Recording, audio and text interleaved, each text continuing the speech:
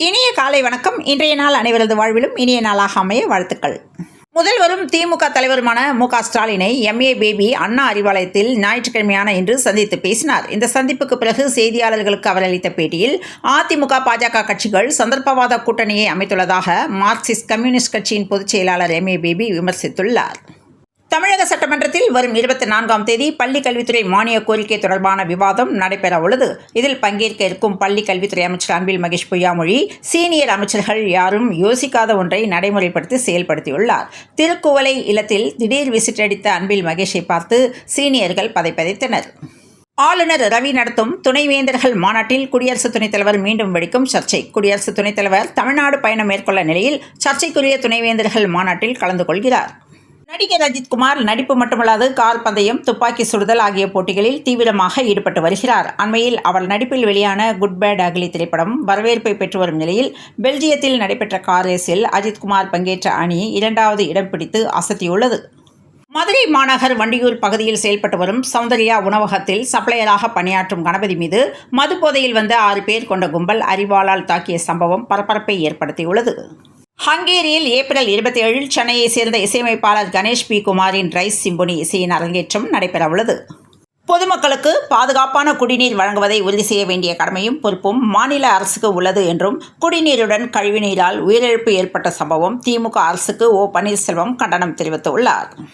மதிமுக முதன்மை செயலாளர் பொறுப்பிலிருந்து விலகும் முடிவை திரும்பவும் பெறுவதாக அறிவித்த நிலையில் துரை வைகோவுடன் இணைந்து செயல்படுவேன் என்றும் துரை வைகோவுக்கு அரணாக இருப்பேன் என துணை பொதுச் செயலர் மல்லை சத்யா உறுதியளித்துள்ளார். துணைவேந்தர்கள் மாநாட்டை கவர்னர் கூட்டுவது அரசியலமைப்பை மதிக்காத செயலாகும் என்று செல்வ பெருந்தகை தெரிவித்துள்ளார். இனி இதுபோன்ற தவறு நடைபெறாது என மல்லை சத்யா கொடுத்த வாக்குறுதியை ஏற்று எனது முடிவை வாபஸ் பெற்றுள்ளேன் என துரை வைகோ தெரிவித்துள்ளார்.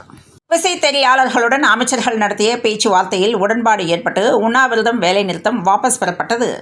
நேஷனல் ஹெரால்டு வழக்கில் சோனியா காந்தி மற்றும் ராகுல் காந்தி மீது அமலாக்கத்துறை குற்றப்பத்திரிகை தாக்கல் செய்துள்ளதற்கு திமுக பொருளாளர் டி.ஆர். பாலு காங்கிரசின் உறுதி பாஜகவிற்கு வயிற்றில் புலியை கரைக்கிறது என்று அறிக்கை வெளியிட்டுள்ளார்.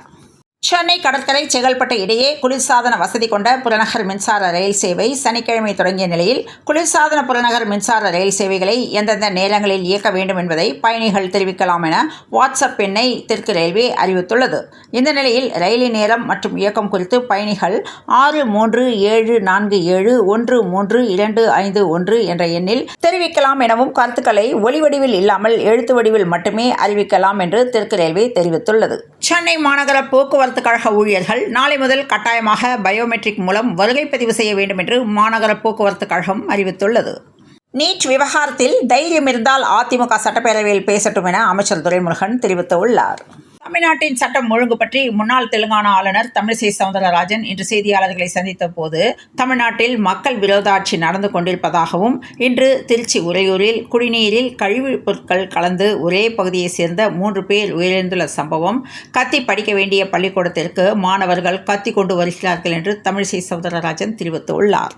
சென்னை வியாசார்பாடி பகுதியைச் சேர்ந்தவர் ரவுடி தொண்டைராஜ். இவர் மீது பல்வேறு கொலை வழக்குகள் உள்ளன. கடந்த 1 மாதத்துக்கு முன்பு சிறையில் இருந்து வெளியே வந்த நிலையில் தொண்டைராஜ் இன்று தனது மனைவியுடன் வியாசார்பாடி பகுதியில் சென்று கொண்டிருந்த போது அங்கு வந்த மர்ம கும்பல் தொண்டைராஜை ஓட சரமாரியாக வெட்டிவிட்டு தப்பியோடினர். இதனால் இரத்த வெள்ளத்தில் மனைவி கண்முனே சம்பவ இடத்திலேயே தொண்டைராஜ் பரிதாபமாக உயிரிழந்தார். திருவண்ணாமலையில் மயானத்தின் தகன மேடையில் நள்ளிரவில் பலிபூஜை நடத்தப்பட்ட சம்பவம் பரபரப்பை ஏற்படுத்தியுள்ளது. திருச்செந்தூர் அரசு மருத்துவமனையில் பிரசவத்தின் போது கர்ப்பிணி உயிரிழந்த சம்பவம் அதிர்ச்சியை ஏற்படுத்தியுள்ளது. அதிக இரத்தப்போக்கு காரணமாக குழந்தை பிறந்த சில நிமிடங்களில் தாய் பரிதாபமாக உயிரிழந்தார். போதிய டாக்டர்கள் செவிலியர்கள் இல்லாததே இதுபோன்ற சம்பவங்களுக்கு காரணம் என அப்பகுதி மக்கள் குற்றம் சாட்டியுள்ளனர். தமிழுக்கு ஆபத்து வந்துள்ளதாகவும் சூழ்ச்சிகளை மாணவர்கள் புரிந்து கொள்ள வேண்டும் என்றவும் துணை முதல்வர் உதயநிதி ஸ்டாலின் பேசியுள்ளார். ஊட்டியில் தற்போது நடப்பு ஆண்டிற்கான கோடை சீசன் களை கட்ட துவங்கியுள்ளதாலும் புனித வெள்ளி, சனி, ஈஸ்டர் பண்டிகையான ஞாயிறு என தொடர் விடுமுறை வந்ததாலும் இன்று சுற்றுலா பயணிகள் ஊட்டியில் குவிந்தனர். திருச்சி மாவட்டம் முசிறி பகுதியைச் சேர்ந்த அரசு பள்ளி ஒன்றில் 9ஆம் வகுப்பு 7ஆம் வகுப்பு படிக்கும் சகோதரிகள் இருவர் பள்ளிக்கு வந்த நிலையில் மயங்கி உள்ளனர். இருவரையும் ஆசிரியர்கள் அதே பகுதியில் உள்ள அரசு மருத்துவமனைக்கு அழைத்து சென்றுள்ளனர்.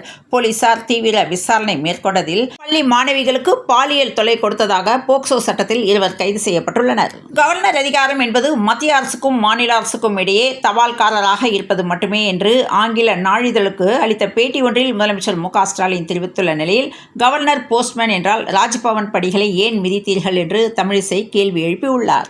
துணை முதலமைச்சர் உதயநிதி ஸ்டாலின் இன்று நந்தனம் அரசு கலைக் கல்லூரி வளாகத்தில் சைதாப்பேட்டை சட்டமன்ற உறுப்பினர் தொகுதி மேம்பாட்டு திட்ட நிதியின் கீழ் ரூபாய் 4,80,00,000 மதிப்பீட்டில் 1000 இருக்கைகள் வசதியுடன் கட்டப்பட்டுள்ள கலைஞர் கலையரங்கத்தை திறந்து வைத்தார்.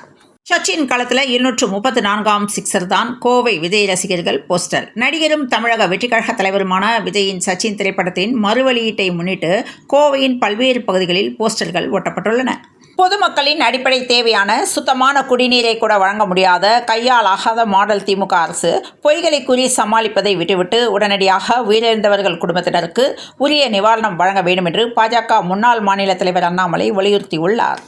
மே தினத்தை கொண்டாடும் வகையில் அண்ணா தொழிற்சங்க பேரவையின் சார்பில் அமைப்பு ரீதியாக செயல்பட்டு வரும் அனைத்து மாவட்ட தலைநகரங்களிலும் புதுச்சேரி மாநிலத்திலும் வருகிற 1ஆம் தேதி வியாழக்கிழமையன்று மே தின விழா பொதுக்கூட்டங்கள் நடைபெற உள்ளன.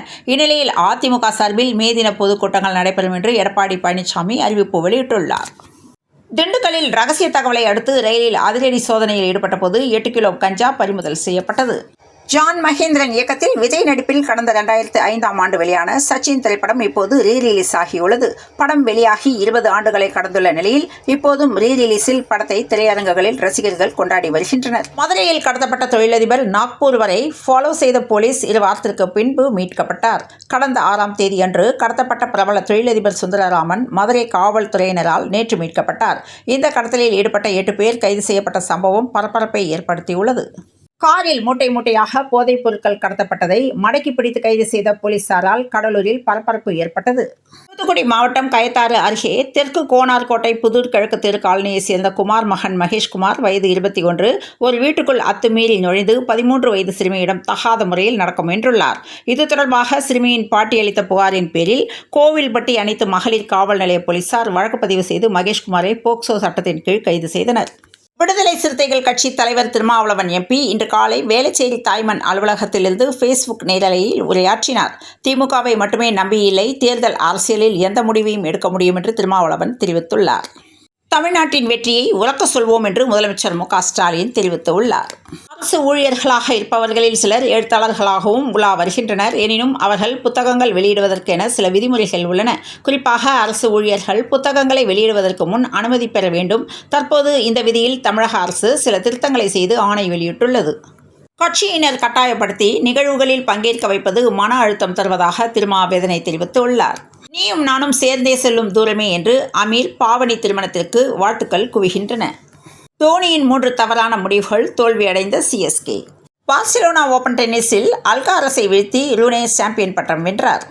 எனக்கு எதுக்கு ஆட்டநாயகன் விருது என்று தோனியை தொடர்ந்து வேறு ஒரு வீரருக்காக கோலி பேசியுள்ளார்.